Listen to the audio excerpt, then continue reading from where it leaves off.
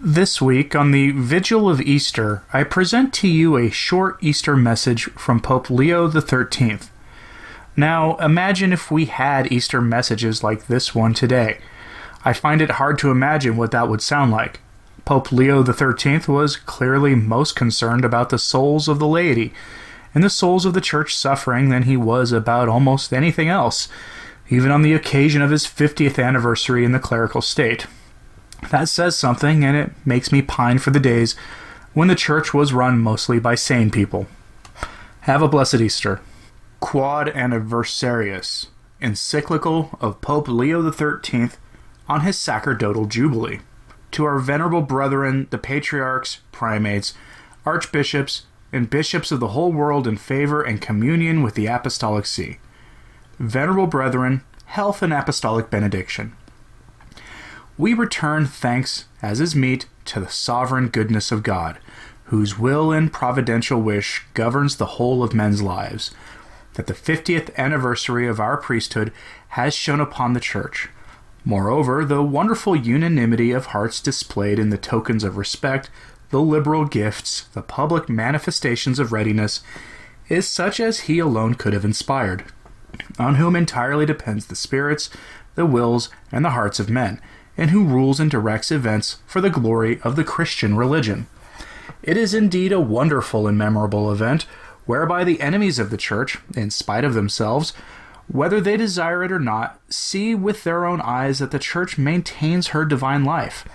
and the virtue with which she is endowed from heaven. This indeed makes them feel that the impious strive in vain when they rage and plan foolish attacks against the Lord and against his Christ. In order that the memory of this heavenly benefit may be continued, and that its utility may be spread as far and wide as possible, we have laid open the treasures of heavenly graces to all the flock committed to our care. We have not been wanting in imploring the succors of divine mercy in favor of those who are outside the ark of salvation, whereby we hope to obtain that all nations and all peoples, united in the faith by the bond of charity, may soon form one flock under one shepherd. This is what we have asked our Lord Jesus Christ in our supplications on the occasion of the late solemn canonizations. For lifting up our eyes towards the Church triumphant, we have solemnly decreed and accorded on the one hand the supreme honor of the saints, and on the other title of the blessed, to those Christian heroes, the examination of whose sublime virtues and miracles have been happily concluded according to due rites of law, so that the heavenly Jerusalem may be joined in a communion of the same joy with those who still pursue on earth the pilgrimage which is to lead them to God. But by the help of God, in order that we may crown this joy, we desire to fulfill, as far as lays in our power, our apostolic duty of charity, by extending the plenitude of our infinite spiritual treasures to those beloved children of the Church, who, having died the death of the just,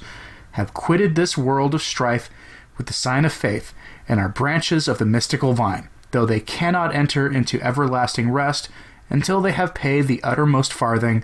which they owe to the avenging justice of God. We are moved to this both by the pious desires of Catholics, to whom we know that our resolution will be especially grateful, and by the fearful tortures which the souls of the departed suffer. But we are also animated by the custom of the Church, which, amidst the most joyous solemnities of the year,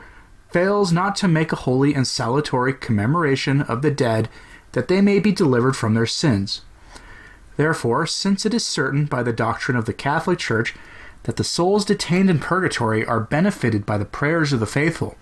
and especially by the august sacrifice of the altar, we think we can give them no more useful and desirable pledge of our love than by everywhere increasing the offering of the pure oblation of the most holy sacrifice of our divine mediator, for the extinction of their pain. We therefore decree, with all the necessary dispensations and indulgences, the last Sunday of next September as a day of ample expiation, on which will be celebrated by ourselves and equally by each of our brethren the patriarchs, archbishops, and bishops, and also by other prelates exercising jurisdiction in a diocese, each in his own church, whether patriarchal, metropolitan, or cathedral, a special Mass for the dead with the greatest solemnity possible, and according to the rite ordered in the Missal for the commemoration of all souls. We desire also that this should take place the same manner in all parish and collegiate churches, both of the secular and regular clergy, and by all priests generally, provided that they do not omit the proper office of the Mass for the day where it is obligatory. As to the faithful, we strenuously exhort them, after our sacramental confession, devoutly to partake of the bread of angels for the benefit of the souls in purgatory.